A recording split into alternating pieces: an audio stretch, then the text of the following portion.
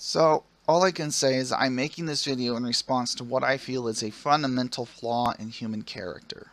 Specifically, that in our society, one of the more important parts of, well, the Declaration of Independence is lost still upon us. And I'll quote it for you all.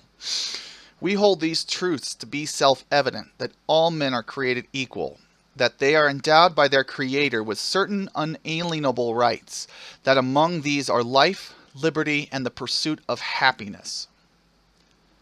Basically, it's saying everybody's equal, everybody's the same under law, and should be treated as such that they can protect their life, their liberty, and the use of that life and liberty in the pursuit of their happiness.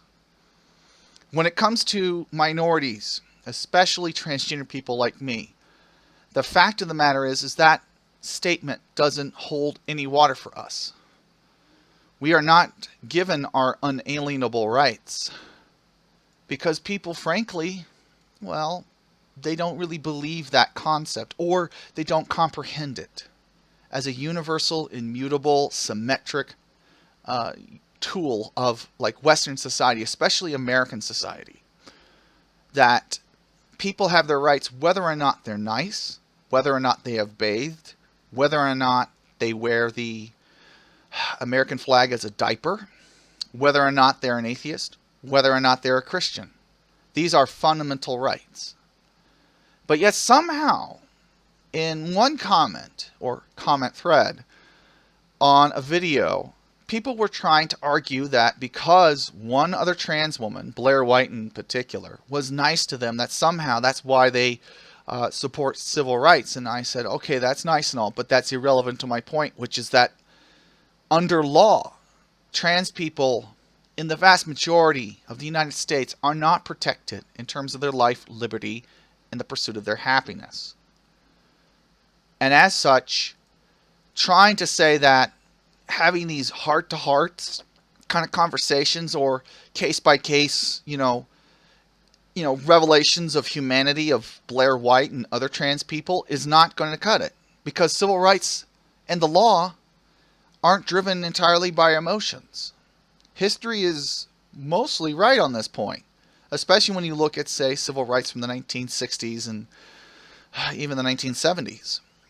Civil rights was largely won by unpopular opinion of legislatures or legislators and the courts. It was never, ever won by popular referendum in the United States. And it never, ever will be, because our Constitution, the way it is built, doesn't really allow for it. The last time anything came close to that, it was the amendment which extended the right of vote to women.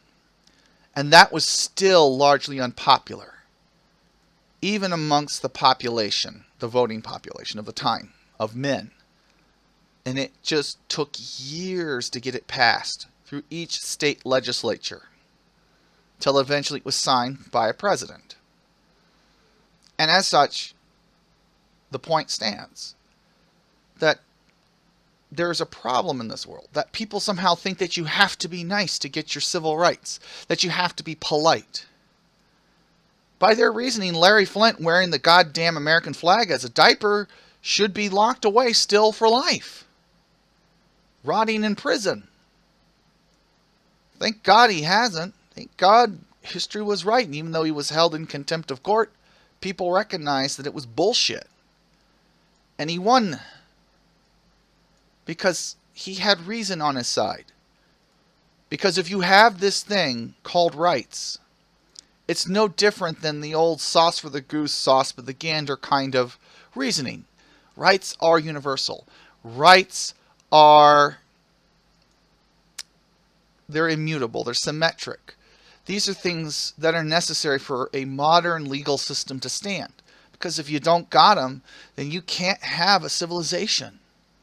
It shouldn't matter if somebody looks like Shrek with red hair. It shouldn't matter if somebody's rude to you on the street. Whether or not they're trans, whether or not they're atheist, Christian, what have you. Their rights should be respected. And if that's too much for you, then maybe you need to punch out of this civilization. Because that's one thing that frightens me, is that if people somehow think that rights are not unalienable and that we're not all created equal, or at least born equal into this world, then we're really fucked as a civilization. We could never have the system we have today. We would have to go back to something worse, like an oligarchy or a feudalistic state. And even then, things would not be so swell. Rights would have to be granted based on essentially the whims of noblemen or merchants. You know? Letters patent just to be able to be trans and work.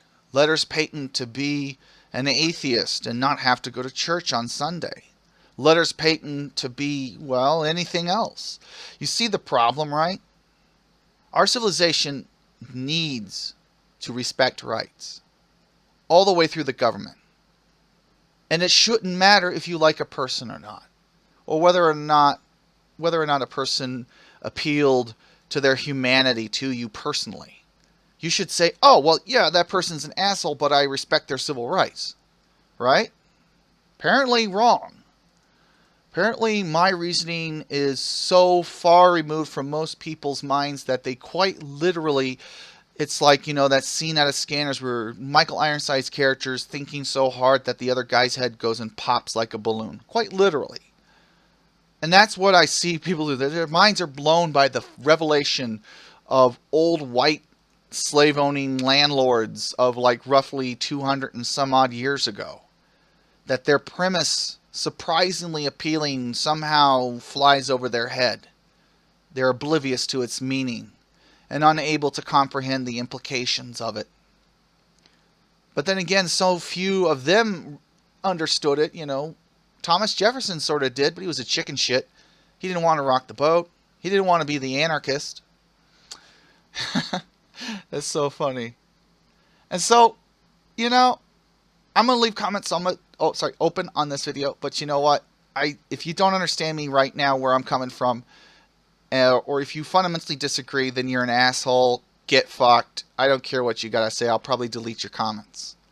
But if you do understand where I'm coming from, please take the basic concept away. That if I'm mean to you online, my civil rights shouldn't matter. Because if you're mean to me online, your civil rights don't matter to me. I will still respect them, right? So sauce for the goose, sauce for the gander. Tit for tat. Quid pro quo. Clarice. Quid pro quo.